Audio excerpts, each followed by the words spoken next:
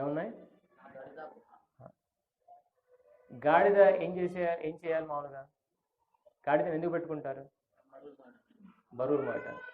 కుక్కను ఎందుకు పెట్టుకుంటారు? కాపులా. సో విద్యుత్ ధర్మం ఏంటి కుక్కది? గాడిదది బరువు మోయాలి. సో ఈ గాడిద కొంచెం తెలివితేటలు ఎక్కువ చూపించింది ఒకరోజు. గాడిద అనుకోండి, నేను బాగా కష్టపడుతున్నాను, మా యజమాని బాగా సుఖపెడుతున్నాను, ఈ కుక్క చూడు ఎప్పుడు పడుకునే ఉంటుంది, కాపలా కూడా చేయదు.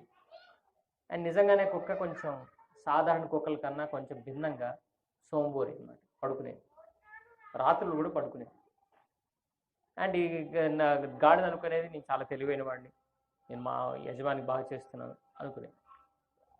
సేమ్ అయింది. ఒకరోజు రాత్రులు ఇద్దరు పడుకున్నారు, ఒక దొంగ వచ్చాడు. సో దొంగ రాగానే ఎవరు లేగాలి? ఎవరు విద్యుత్ ధర్మం? అది కుక్కది. కానీ గాడిదలేసింది. గాడిదలేసి మా యజమాని వాడు ఫుల్గా ఇంప్రెస్ చేస్తాను అని చెప్పి గట్టిగా వ్యా అని వచ్చింది బాగా.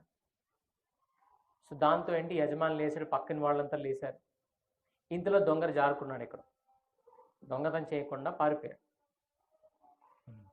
సో ఇంతలో ఇరుగు పొరుగు వచ్చేసి, ఏంటయ్యా ఈ గాడిద ఏంటి తిండి పెట్టలేదు సరిగా, రాత్రులు అరుస్తుంది అన్నాడు. యజమానికి కూడా కోపం వచ్చింది. పాపం గాడిద ఏం చెప్పగలుగుతుంది? దొంగ వచ్చాడు, నేను ఆపాను. సో వచ్చేసి కర్రబెట్టి డబా డబా బాధాడు. కుక్క చాటను నవ్వుకుంటుంది. సో అప్పుడు గాడిదంది, ఇదేంటి నేను మా యజమాని ఇంప్రెస్ చేస్తానని పోతే ఏమైంది, దెబ్బలు తగులుతున్నాయి అనుకుంది. సో అప్పుడు కుక్క అంది, ఇప్పుడు అనవసరంగా ఇంప్రెస్ చేయపోయి నీ విద్యుత్ ధర్మాన్ని నువ్వు చెయ్యాలి.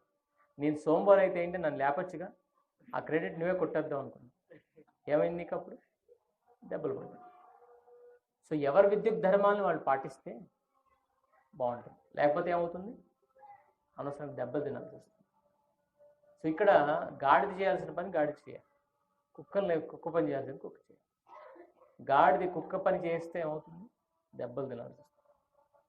అఫ్కోర్స్ యజమానికి సేవ చేయాలనుకుని, కానీ చేసే పద్ధతిలో చేయాలి. కుక్కను లేపాల్సి వచ్చింది. సో ఇది కొంచెం సూక్ష్మంగా ఉంటుంది విషయం అర్థం చేసుకోవటానికి. కానీ ఎవరైతే వాళ్ళ ధర్మాన్ని సరిగ్గా చేయరో అప్పుడు ఏంటి, సమస్యలు దారితీస్తాయి.